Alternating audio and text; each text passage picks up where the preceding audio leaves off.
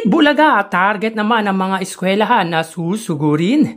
Iyan ang ilan sa pag-uusapan natin ngayong araw po ng Martes, February 4. Pero bago yan, kamusta kayo mga kaparokya? Ako si Mervin at uumpisan natin ang ating talakayan sa papremyong ibinahagi ng dalawang noontime shows kahapon. Subalit, uumpisahan lang po natin yung mga kaparokya kung isusubscribe nyo po ang aking YouTube channel at ilalike nyo rin and isishare ang mga video na ina-upload po natin araw-araw. Maraming salamat po sa inyo mga kaparokya. So mga kaparokya, kahapon nga ay nag-pilot na po ang newest segment ng Eat Bulaga na Magkapares Overload at hati ang ilan sa mga netizen patungkol nga dito. Ang ilan ay sabi boring at ang ilan naman ay maganda. Well, for me, disagree ako sa boring. Baka wala lang silang love life katulad ng inyong lingkod. So, joke lang po mga kaparokya. Anyways, since Love Month, Eat Bulaga gives an opportunity yung mga couple to showcase their story and also their talent. Hindi ito yung typical na pakikiligin tayo ng segment na to, kundi ipinapakita dito kung gaano katatag ang samahan nila, kung paano sila mag-jive, saan sila comfortable na ginagawa sa isa't isa. Umpisa pa lang mga kaparokya, criticize na agad natin. Support na lang po tayo kung talagang supportado po natin ang noontime show ng Iconic Trio. So, hindi naman ito mga kaparokya yung pangmatagalan na segment. Hindi ito yung resident segment nila tulad ng Sugod Bahay at Gimme 5. So, again mga kaparokya, support na lang po natin kung ano ang inihandog po sa atin ng dalawang noontime show. So, punta naman po tayo sa prizes given na ipinamahagi ng dalawang noontime shows kahapon. So dito makikita po natin mga kaparokya na ang It's Showtime ay may 40,000 pesos at ang Eat Bulaga naman po ay may 182,000 pesos. Sa 40,000 pesos na ipinamahagi po ng It's Showtime, ang 25,000 po dyan ay sa Hula Nino segment. 15,000 naman po sa Sexy Babe at 0 naman po sa Hide and Sing.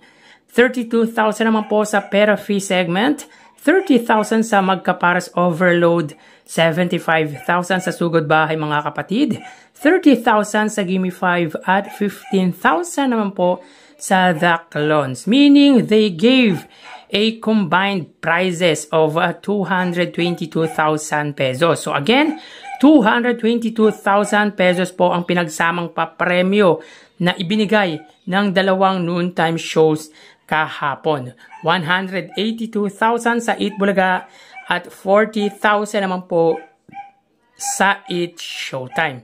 Punta naman po tayo sa highest views na naabot nila kahapon. So, makita po natin dito sa screenshot na ginawa po natin mga kaparokya, ang It's Showtime ay may 97,000 views. Pero umabot po sila mga kaparokya ng 98,000 views at ang Eat Bulaga naman po ay 119,000 views. So in fairness sa It's Showtime mga kaparokya, since bumalik po si Vice Ganda ay tumaas na po ang views ng kanilang main YouTube channel. Meaning iba din talaga kapag nandyan or present ang Unkabogable Star sa It's Showtime.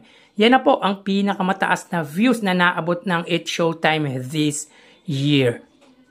So again, 98,000 sa It's Showtime at 119,000 naman po sa Eat Bulaga. Ito po yung peak hour at segment ng dalawang noontime show, Sexy Babe sa It's Showtime at Gimme 5 naman po sa Eat Bulaga. So speaking of views mga kaparokya, as of 12 midnight, kaninang madaling araw po ng alas 12, It's Showtime got 408,159 views at ang Eat Bulaga naman po ay 456,903 views. So dito almost 49,000 views ang pagitan ng dalawang noontime shows.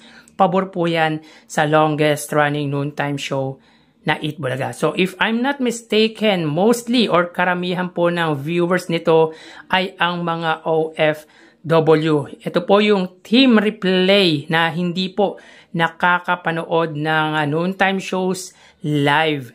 So makikita dito na 12 hours ago po yan. Ang It Showtime ay may more than 408,000 views at ang Eat Bulaga naman po ay may 456,000 views. Samantala mga kaparokya, nag-post po sa kanilang main Facebook page under TVJ ang Eat Bulaga ng Sugod Campus, mga kapatid. So recently nga ay in-announce po ni Bossing Vic Soto ang patungkol dyan, and this is the first time, or ito po ang unang pagkakataon na isasagawa nila ang pagsugod sa mga eskwelahan.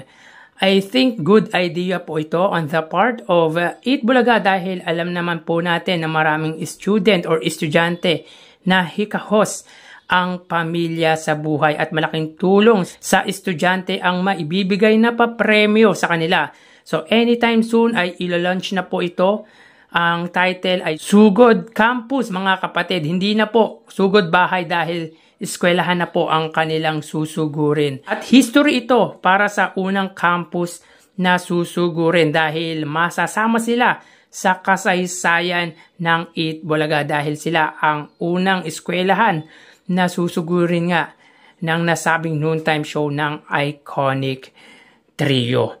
So again mga kaparokya, hindi pa po natin alam yung specific date kung kailan susugod ang Eat Bulaga sa mga eskwelahan. Pero nag-post na po sila na anytime soon ay ilo-launch na po nila ang Sugod Campus, mga kapatid. So hanggang dito na lang po tayo mga kaparokya. Magsiingat po tayo. Thank you and God bless.